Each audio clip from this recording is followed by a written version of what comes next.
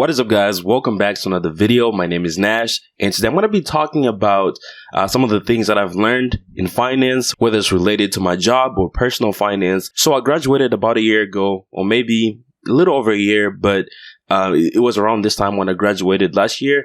And I went straight into the workforce. So that has allowed me to really notice some things that I felt, I needed to make a video on. And hopefully this would help you guys or have certain expectations of, what to expect after you graduate with a finance degree.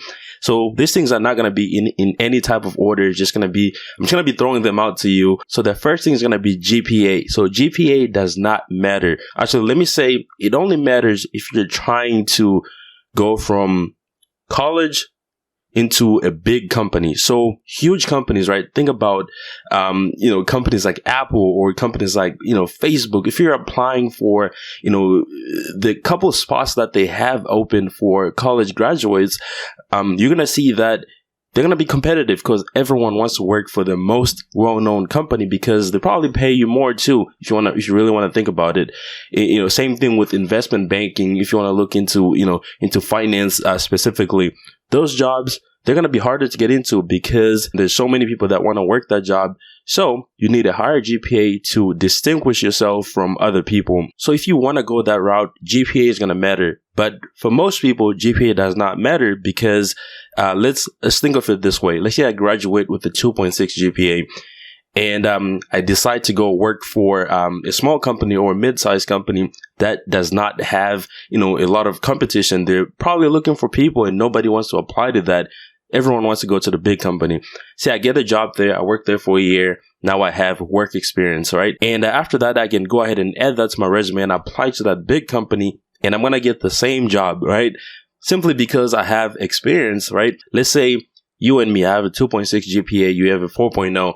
We get hired at the same company doing the same job. You're not going to get paid more because you have a higher GPA than me. They're going to be looking at us as we have zero experience, right? And it has nothing to do with GPA. And we're all starting from zero. So that is why I say GPA does not matter because either way, you're going to end up where you really want to be. Now, the next one is going to be personal finance is really important. So let's say you graduate, you want to get a car. You need to really understand, are you going to get a loan? And what is the interest on that loan? Things like credit cards, you need to know how to pick a credit card that's going to work in your favor. And even when it comes to investing as well, like you need to understand how to invest your money. These are some of the things that I've learned in college when I was taking finance classes. I learned how to invest. I learned about credit. I learned about interest rates and things like that. Those are the things that I found myself trying to remember. And also I found myself having to reteach myself, looking it up on the internet. Just personal finance is super important, especially if you have a full-time job. You're going to be paid more money than you've ever made your whole life, right? Let's say in college you had part-time jobs. Now you have a full-time job that has benefits. You have 401k.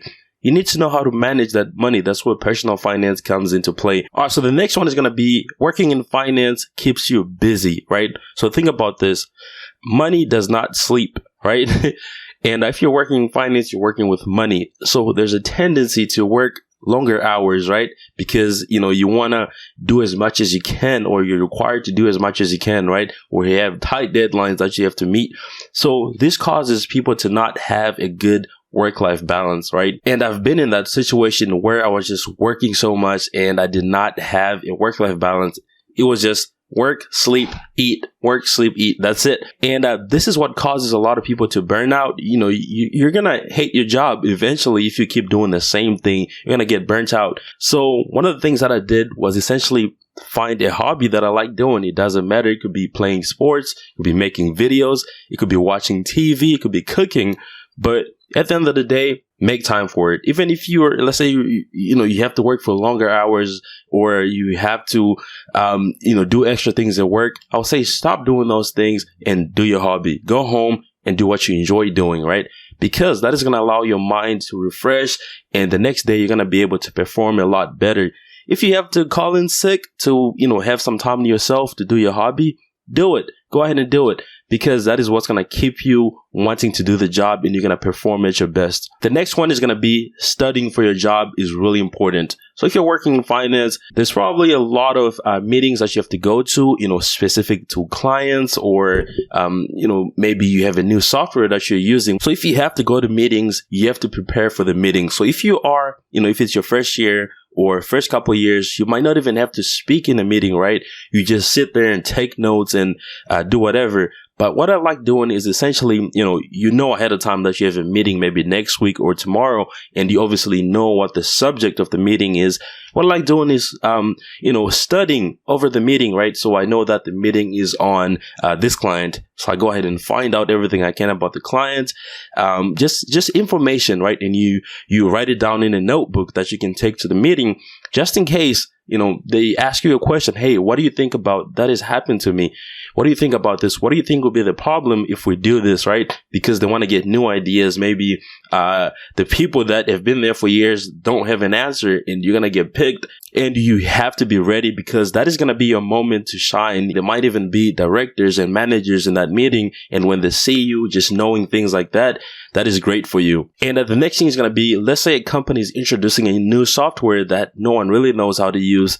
Your job is to go home once you get off work and learn that software, which is what I did when I started my job. So what I would do, I'll go home, take a couple hours at night to learn the software to the point where I felt like I was an expert. And my managers, directors, and supervisors, they noticed that, and that led to a raise. So that is how you can, make yourself really stand out. It could be like an hour a day, of your time when you leave work. All right. So the next one is going to be, should you get an MBA or should you just get a certification? So once you start working in finance, you're going to start realizing that, you start meeting people and you see that this one has an MBA, this one just has a bachelor's degree, this one is a CFA.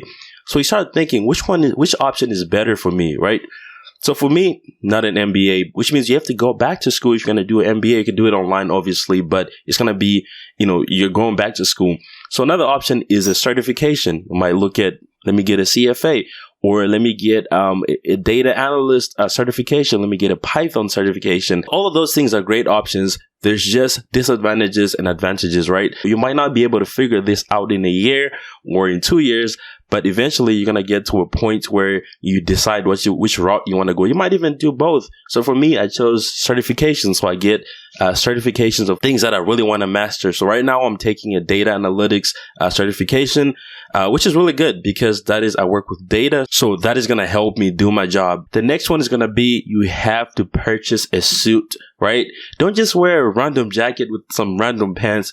Buy an entire suit, a jacket, a shirt, a tie, pants, socks, shoes. Buy a suit, because this is going to be good. If you start interviewing for other jobs, you need a suit. If you are going to be taking ID pictures for your job, you need a suit. If you're going to be going to meetings, sometimes you need suits because you're meeting clients, so you can't really dress however you want to dress, right?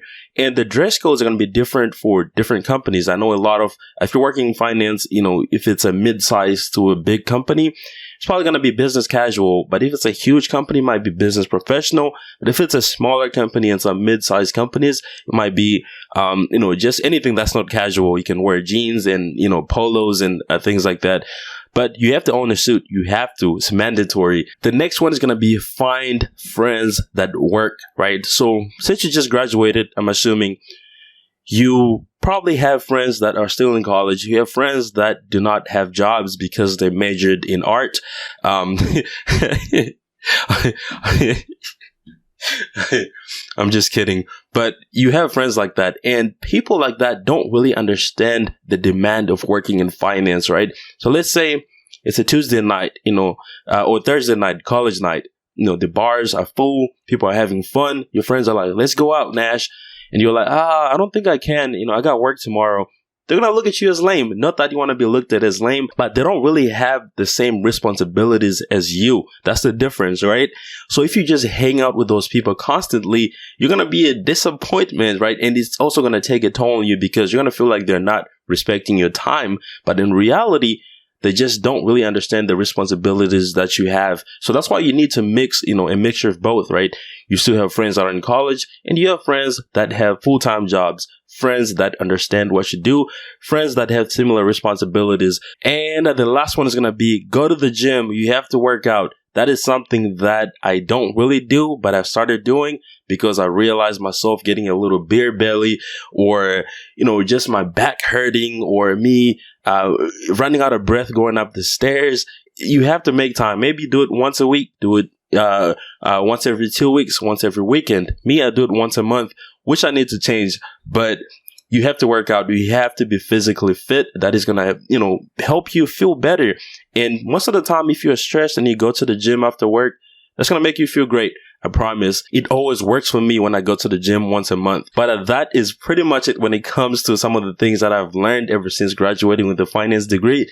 There's a lot more to this list. I could make this video an hour long. Let me know if you guys want a part 2 to this. There's so many things that I've learned that I feel like, a lot of people are going to realize. And if I can make a video that's going to help you, know these things ahead of time, so they don't have to hit you as a surprise, right? I'm expecting this, so I have to handle it this way. But so that is pretty much it. Thank you so much for watching. Make sure to go ahead and follow me on Instagram. If you want to DM me, we can have a chat. And also make sure to go ahead and hit the subscribe button below if you haven't already. And I'll see you on the next one. Peace.